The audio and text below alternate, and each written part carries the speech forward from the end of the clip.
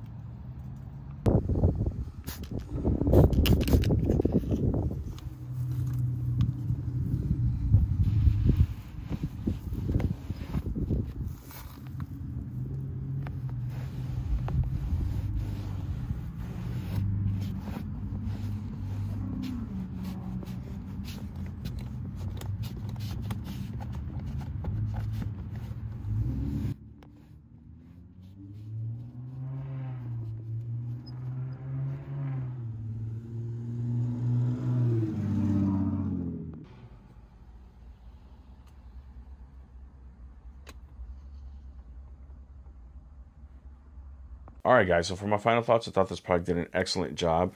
It cleaned really well. It cleaned the glass really well, which is cool too. I really like the fact that you can use it on the glass. And the reason why I like that is because sometimes I like to keep a product in my truck, usually a detailer. But this is like a detailer, but that you can also use on your glass too as well. So that leaves, that just means that I just need to carry really just this product, and that's, I'm good to go.